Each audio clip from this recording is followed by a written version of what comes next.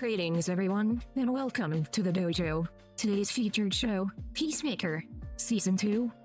Yep, Peacemaker, Season 2, Episode 3. Welcome back to the dojo. I'm Ryu. That's Age, and we're back for whatever the hell Victoria called it. I don't remember anymore. It's Peacemaker.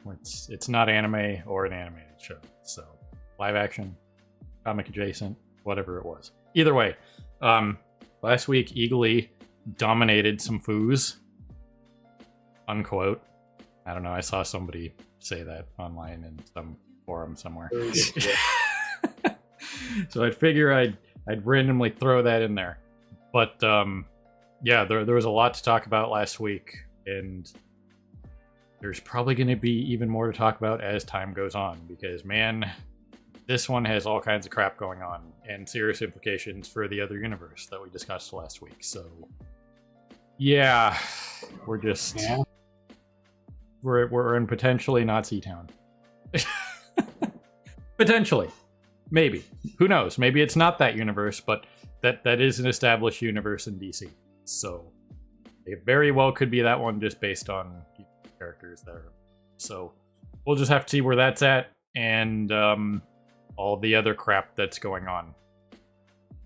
But last we got left on was Peacemaker was mostly drunk in the other universe, so, and they were looking for the other Peacemaker, so he shouldn't have pushed send on that text message. Really should have took Herm Edwards' advice and don't push send. Don't do it. It's not worth it. So, see over here that the runtime on this one is 37 minutes, so it's a little shorter than the others, but still in that double length range. But, you know, either way. Might as well just push some buttons and see us up with this week, so people over on Patreon will set up the timer stuff, and people over here on YouTube, we will see you on the other side of the edit immediately for the discussion. So, yeah, we're going to push some buttons and see what's up with Mr. Cena this week. So, here goes something. Well, alrighty then. You guys see this? How about this thing? This was probably fun to build. Are you kidding me? Made it functional. I mean, it looks a little cheesy, but most of the superhero equipment looks... You get used to seeing it in comic form, and then when you see somebody like don a non-like CG piece of equipment, you know what I mean? It just kind of looks kind of fake. So I can assure you this is probably as like realistic as they're going to make it, and it's just going to look a little off, but it's still pretty damn cool. You guys see the subwoofers on this thing? It was out of control. But either way, we talked a little bit about it at the end of the reaction there. Again, solid episode. Definitely don't have as much to talk about as last week, but key points. Peacemaker trying to figure out just a little bit about his life, what's going on here. You know, the pop quiz thing with Keith, that was funny. Gotta appreciate it. Him finding out that Peacemaker 2, as per everybody around here, they had Hardcore 2 in the CCs there. But it seems like Peacemaker from this universe, we'll just keep calling Peacemaker 2, was definitely a much different person than him. Different styling when it comes to clothes. He was definitely more into alcohol and like popping pills. Obviously, we saw what was in his dresser drawer there. Obviously, his family was worried about him, him disappearing, whatnot.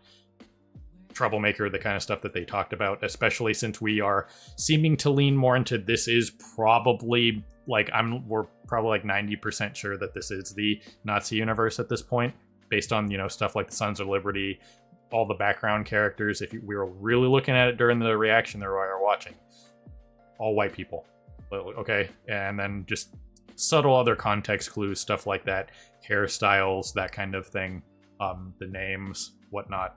So it seems to be where we're at. And then the fact that Peacemaker 2 also had a relationship with Hardcore and was, you know, like a cheater and a bad person just in general at relationships, everything that Hardcore 2 talked about in this episode.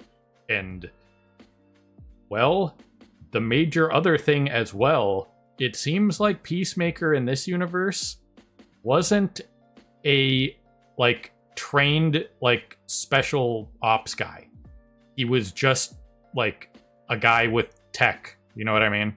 Like reasonably, like, you know, beefy, obviously, but he didn't seem like he was. The way they portrayed it, it didn't seem like he was as trained as the Peacemaker that, you know, the OG Peacemaker that we're following. Well, yeah, because Harcourt literally seemed like, what the hell is he doing? And even the officer with kind of like a pseudo throwaway line was, yeah, but he doesn't have a suit. You know what I mean?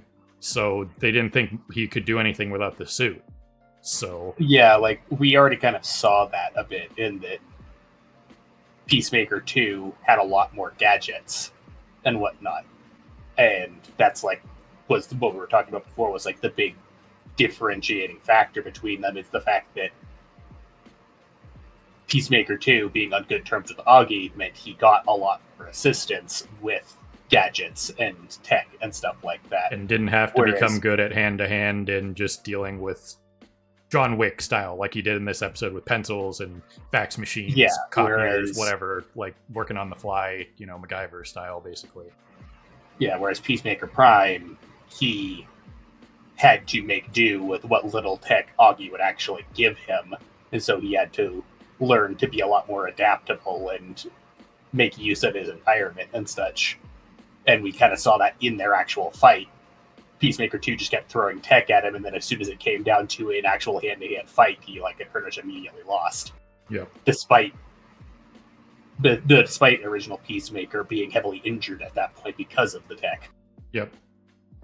So all those things seem to line up with what's going on. We got the stuff with apparently OG Rick Flag and Harcourt having a thing, and I'm not sure who June the Sorceress is. There's plenty of sorceresses in DC, but yeah, I don't think Zatanna's real name is June, but maybe it is. But she's insane. Zatanna is like universe ending. You have more to worry about with Zatanna than a hole in the planet. So I'm not. Once again, we don't have a huge amount of DC knowledge, you know, especially with the stuff that we've been doing recently. But especially like real names, you know, like Chris, that kind of thing for Peacemaker. That's kind of what I thought it might be, but I was just checking. June is Enchantress. Enchantress, okay. So she's, from what we know of her, she's, yeah, probably a planet buster, reasonably. So yeah, Enchantress isn't. Magic in general in DC is very fucking strong, but Enchantress is fairly minor as far as like sorcerers go. Right. From what I remember. Yeah. And I believe she was in the Harley Quinn series as well, but they didn't really do a lot. They either haven't done a lot with her and might not do any more with her. You know what I mean? She was just kind of around for the Birds of Prey, like montage thing. Yeah, I'm pretty sure they've been deliberately kind of trying to avoid Enchantress because she has a lot of like negative associations with her right now because of the fact that she was one of the like major characters and like the big bad of the failed Suicide Squad movie. Right. So they all know how they like to distance themselves from things that didn't do well. So it was her and the Joker, and that were like the two big things that like most people hated about that movie, and like that they really kind of went the exact opposite direction on as soon as they realized just how much they messed it up. Right. So either way, yeah, if that's the June Rick Flag was talking about, then yeah, it probably is the. I mean, how many other sorcerers named June are there in the DC verse? So, yeah. Either way, we got a little bit more into this. Obviously, they, you know, had a bio talking to Harcourt about the Chris thing, and I mean, that's just going to be this kind of thing. This discussion is just going to be kind of like an overarching thing for a while, I'm sure, at bare minimum the rest of this season, until, you know, obviously the like light at the end of the tunnel, like, you know, super happy ending is, oh yeah, Chris and Amelia Prime get together, because she finally gives him a chance, and he kind of sees like what relationship they could have had and did have in the other universe, and how much of a tool he was in the other universe, and what he could do differently. So he kind of might have like a pseudo trial run with the other Harcourt, and then come back here and want to actually give it a shot, kind of deal. So yeah, like we got a number of things in this episode. The biggest one being that it seemed like, one of the main reasons why Harcourt is so just naturally distrustful and distant from Peacemaker is the fact that, much like how frigging Rick Flag Sr. is after him for killing Rick Flag Jr., she probably has at least some built-up resentment for that too, because, as we see, they were close friends, bordering on actually hooking up. Yep. So when you use the term "only friend," that's a pretty big deal, even if it was 3 years before. But obviously, a lot's happened since then, and I doubt Harcourt's changed all that much. So if she lost her only major connection, and it was because of Peacemaker, then obviously Chris doesn't know that. I highly doubt she told him, "Hey, Rick Flag was like my best friend and killed him. F you." Yeah, no, she hasn't said anything about it. She's far too freaking secretive about stuff for something like that. And that scene is specifically, it's literally 2 hours before the freaking Suicide Squad movie where he dies. Yeah. Because that's what she's talking about, is he's just about to go on the mission with Peacemaker and them. Yeah.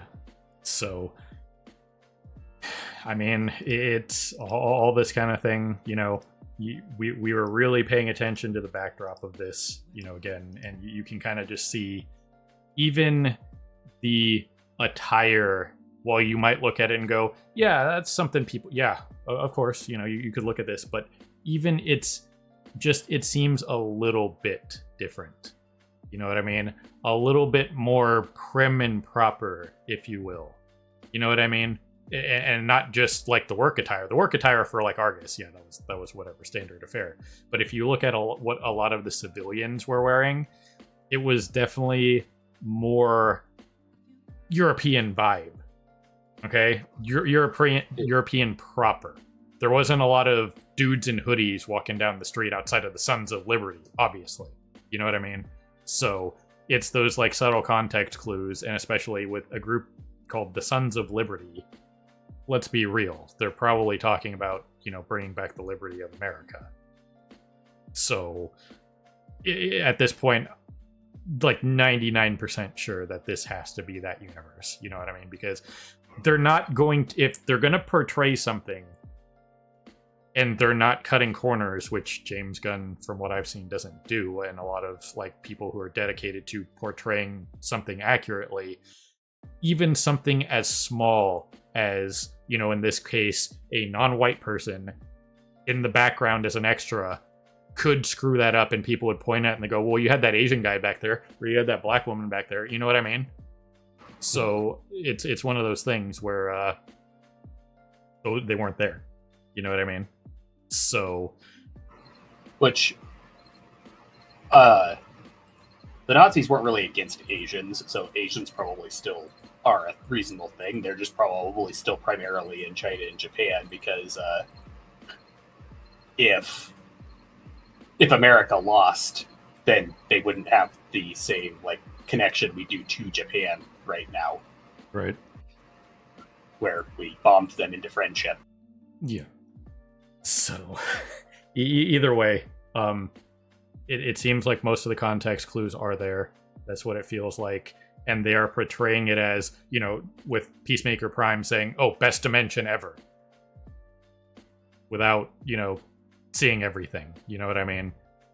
It's one of those things where, again, I said at the end of the reaction, if something feels too good to be true, it probably is.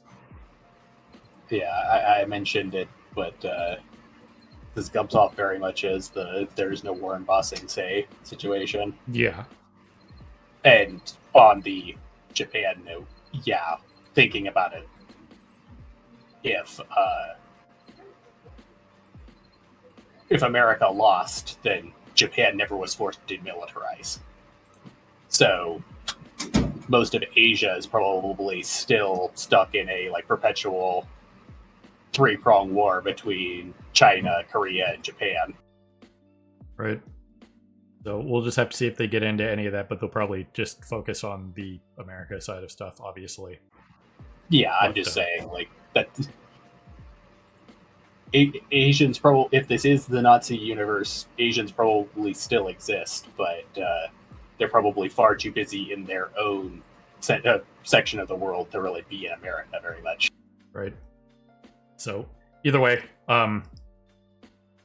that's just something to think about, but something that, once again, it's pretty obvious that the Peacemaker 2 was far more tech-based and that kind of thing, with everything the cop said, that kind of thing. Again, Peacemaker Prime here, he had to learn to adapt with bare minimum, you know what I mean? More of a firearms expert, and Peacemaker 2 definitely seemed to be far more tech-based, because I think the only firearm we saw from Peacemaker 2 was his signature, Desert Eagle, whatever gun that was, the big 50 cal gun. So him still having that would kind of make sense, but just the intangible, let's call it unarmed military training that this Peacemaker has. So it's just a matter of experience. Yeah. Once again, this Peacemaker has had to fight without tech so much more that he is just inherently better at fighting without tech. And in general, that seems to be the big defining personality trait difference between the two, is just the fact that Peacemaker 2 hasn't really had to fight for much of anything. He doesn't have a lot of the same traumas that Peacemaker Prime had. And just in general, Peacemaker Prime has had to struggle a hell of a lot more throughout his life. So Peacemaker 2 ends up being way more arrogant and way more dependent on substances and stuff like that to try to basically just feel something, because he's never really had to be in that same kind of struggle. Right. So either way, hey, we got to see Keith do his thing. I forgot what they said his hero name was. I think they had a name for the family, like in the newspaper clippings that they had up on the wall in the first episode. There was a name for the group as a whole. Peacemaker is still Peacemaker. I don't remember what Keith was, but Augie in this universe is the Blue Dragon instead of the White Dragon. Yeah. So, yeah, we did get to see what his tech is capable of. Your run of the mill DC kind of super suit. He's able to just plow through a helicopter and no problem. So obviously going to be reasonably tech based, or all tech based. Obviously, what his dad's capable of creating, that kind of thing. So maybe we'll get to see a little bit more of what he's capable of. But yeah, their whole team is just based off of Augie's tech. So we'll just have to see what the deal is with them. But it was nice to at least see him in uniform, because made the joke at the beginning, we're just going to see them in, uniform only in the OP and not even a couple action scenes of some kind. You know what I mean? So it's kind of nice to see that. But yeah, it's like I say, at this point, it seems like Augie's retired, but Augie was mostly retired in the original universe too, so there might still end up being a situation where Peacemaker has to fight him or something like that he suits up, but probably not really going to see him suited up until the end of the season, if at all. Right, because there are multiple ways that this can go about, and it's probably not going to be at some point our Peacemaker is going to come to the realization that hey, this universe is this way. You know what I mean? And he's going to have to make a choice of, do I tell them that I'm from another dimension / universe, and just that, what's he going to do? You know what I mean? How is he going to choose to handle the situation? Because obviously he has the conscience, whereas Peacemaker 2 probably most likely did not, based on the way he treated Harcourt. So yeah, there's a bunch of different ways could go. For one, there's the fact that he's going to now confront Argus. Because he's largely been under the, like, just general assumption of, like, yeah, well, this is relatively normal because he's grown up around his dad just using it all the time and he's not really thinking of anything of it, but not really aware of how anti-dimensional shenanigans things have gone lately because of the whole thing of Metropolis almost getting destroyed. Right. But in addition to that, like, just the way this situation is unfolding, like, he already got pretty close to potentially just confessing to Keith there, which Keith and Augie, like, from what we know of Augie's character, we don't really know anything about Keith, because once again, like, this is the first we're actually seeing of Keith, because Keith in the original universe died when he was like 8. They probably wouldn't take it well if they find out that, you know, he's another dimensional doppelganger and killed Peacemaker too. Yeah. Even if it was just in self-defense. Right. So it's probably going to get weird. Plus, there's all the whole thing of, like, once again, we're pretty damn sure this is the Nazi dimension. And if it is, then Peacemaker is going to probably figure it out at some point and realize that his freaking going Rambo on the Sons of Liberty here was killing the quote-unquote good guys from his perspective. Right. So, yeah, there's definitely a bunch to come. Obviously, we got more than half the season to go. But everything's here. I like where it's going. There's all kinds of character development and stuff like that. We did get confirmation on what happened with Flurry, I believe his name was, or his code name. Nobody's dead. Almost killed titties. Keyword, almost. Everybody's good. Was not a duck. Yeah, one guy's down an eye, another one has to have facial reconstruction, and titties is in the ICU. In the ICU. Yeah. So just the absurdity of this, like, pseudo debriefing with Economos and stuff like that was unbelievable.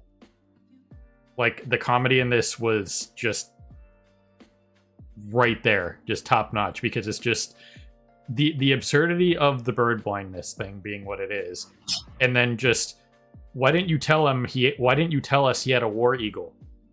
We talked about this last week. Eagles are birds of prey, and they are like the top. Okay? When you're talking about predators that can deal damage and kill,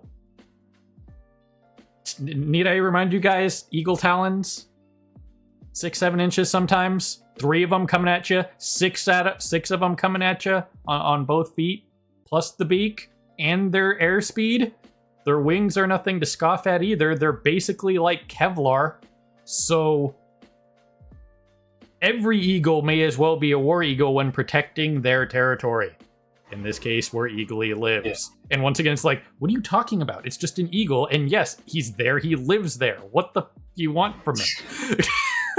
I'd be incredulous too if I was Economos. Like, what are you talking about?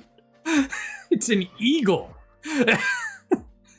Even like, if you domesticate a lion or something, if you say have like a lion or a big jungle cat as a pet and it lived with you, and somebody broke into your house and it was an unfamiliar person, you'd get mauled because it's still a lion or a tiger or a bear or whatever. You know what I mean? Grizzly Adams would kick your ass. Yeah, no, a lot of people underestimate birds in general, like I was saying last week, mostly just because there aren't that many birds that are actually openly aggressive towards humans, so people don't typically hear about like bird attacks. But birds are fully capable of kicking your ass, especially predator birds. Yep. So, not sure why they need to bring in Captain sort of Amish, sort of Native American, sort of skinhead eagle killer guy with the boulder derby. But, I mean, it seems excessive in a way. Also, a little rude. And once again, maybe bald eagles aren't an endangered species in the DC verse, but come on. That's it's one of those things where you look at it and you go, we're really doing this. So yeah, I don't know. But once again, the comedy around Economos in this episode was hilarious across the board. The stuff, they have to do a third one now, by the way. We've had Owl Facts and now Spider Facts, which gross. Yeah. But there has to be another thing. And Adrian/Vigilante mentions a couple other things that they could use for facts, but they have to do a third one now. They have to do it. Yeah, in specifically, they've kept they've done the facts, and in both cases, it's always Economos gives him some fact about the thing's eyes, and Adrian, 100% confidence, gets it absolutely wrong. Yep. So it has to be something else, and then it has to be the eyes again. So be on the lookout for that one. We'll talk about it when it happens. If it doesn't happen, I'm going to James Gunn's house. A sternly written letter nailed right to his mailbox. I can't believe you've done this. He'll know what it means. Meanwhile, is it just me or is Economos going to betray the fuck out of you? Pretty much. That hilarious turnaround of just, fuck no, I'm not in. Well, then you're fired. Okay, I'm in, but I'm not working with this guy. And then, oh, by the way, there's Judo Master. Yeah, which, like you pointed out, Judo Master still owes him. Technically, yeah. He would have died twice if not for Economos. Remember when they were they had him on the IV drip and all that stuff? Just saying. So they literally, mostly Economos, because he was the de facto medic of the Butterfly Squadron team. They didn't really have a medic. It was just a bunch of soldiers and Economos as the tech guy that can handle minor band-aids. You know what I mean? Yeah, so what I imagine the next episode basically is going to be is they're going to all come in here with the intention of killing Eagly, going to stumble right into Peacemaker, who's going to cause a fuss, but because there's so many of them, he'll probably start having a problem, and Economos will probably sick Judo Master on them. Right. Because they... Code of honor, circling back around the Asian thing, come on. It's going to happen. And we kind of saw that, didn't we have a final scene with Judo Master in the first season where they were conflicted or whatever and didn't know what they were going to do? Because the Butterfly is still around, right? We just haven't seen him. Yeah, we don't know what's up with... Though, to be fair, we've retconned certain things, so we don't know, what stayed, you know what I mean? Because with the retconning that they did at the end, so... Yeah, no. We don't know about retconning, and we just in general haven't addressed the Butterfly leader.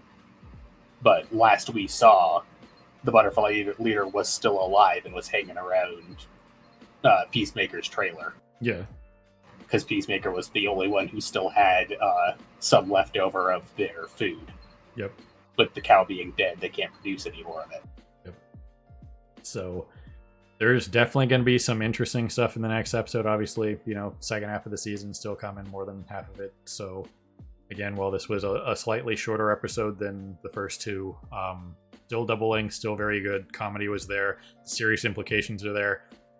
Again, 99% sure we're in the Nazi verse at this point in the other place. And The only other thing to really mention about this one, for like especially from the comedy side, is the Rick Flag from the other universe is so Dwight Schrute. Like the worst parts of Dwight Schrute.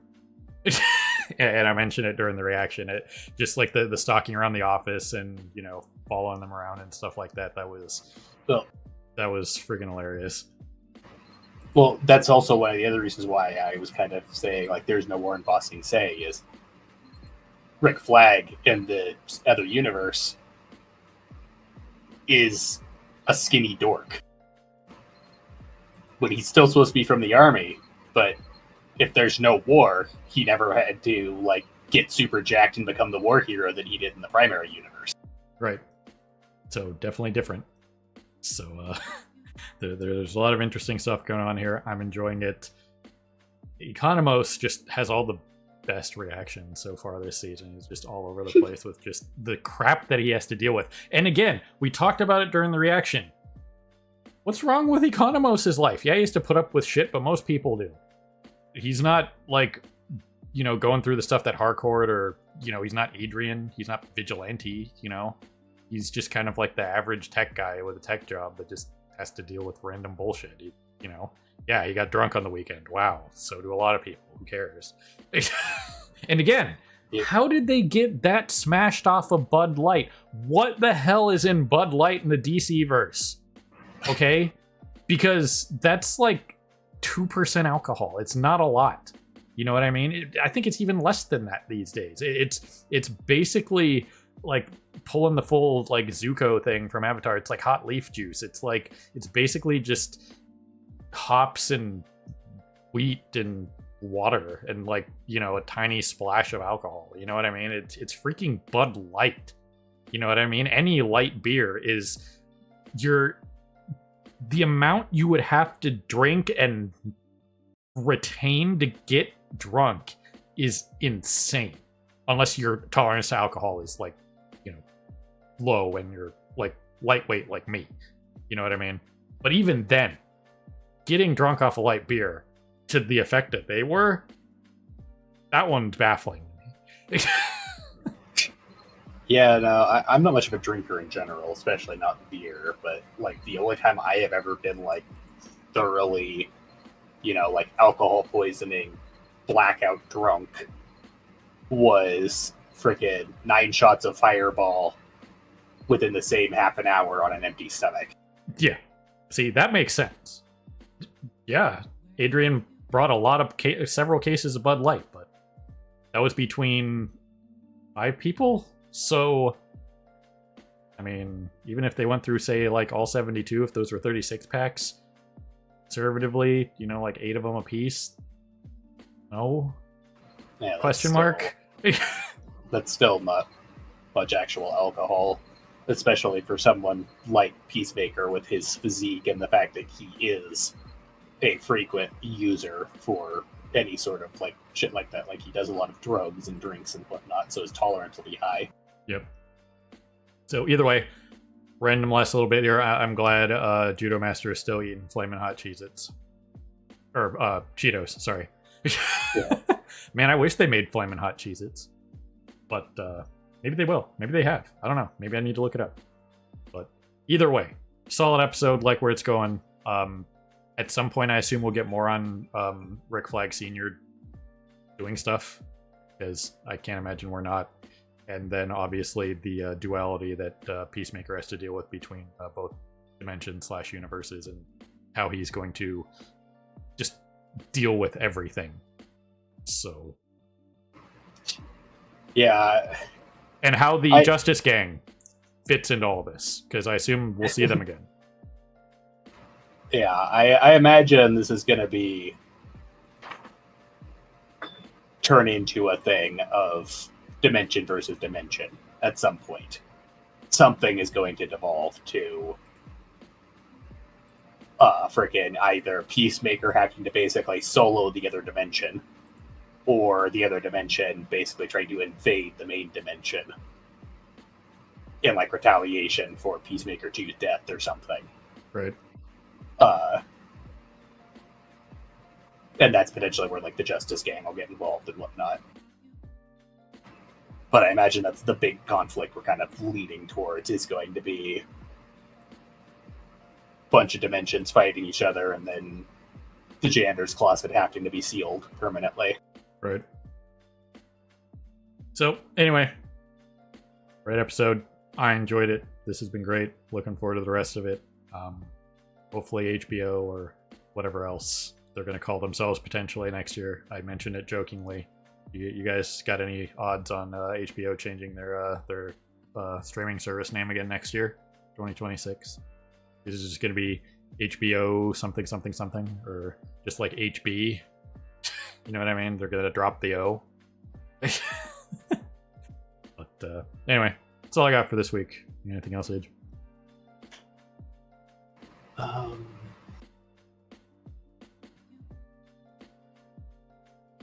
Tried to keep it shorter, but it's like almost impossible with this right now. Yeah, I don't know. I think that's pretty much everything. I've been tempted to look more into the Nazi dimension a few times just to kind of get more info on it, because like I knew it existed, but not the really specifics to it, like not knowing like, you know, the state of the U.S. in it or anything like that. But because I'm quite confident that that is the case, I've been deliberately trying to keep myself from actually looking into it, just in case of spoilers / confirmation bias. Right. So anyway, ladies and gentlemen, people of YouTube, beyond, however you're watching, we always appreciate you stopping by and hanging out with us here in the dojo. And this was Peacemaker, Season 2, Episode 3. So have a good morning, evening, afternoon, whatever it is for you. Have a good one. See you next time. Hey everyone, Victoria here. If you enjoyed the video, please consider pushing those like and subscribe buttons. Your support is greatly appreciated. Thanks again for your time, and we hope to see you again in the future.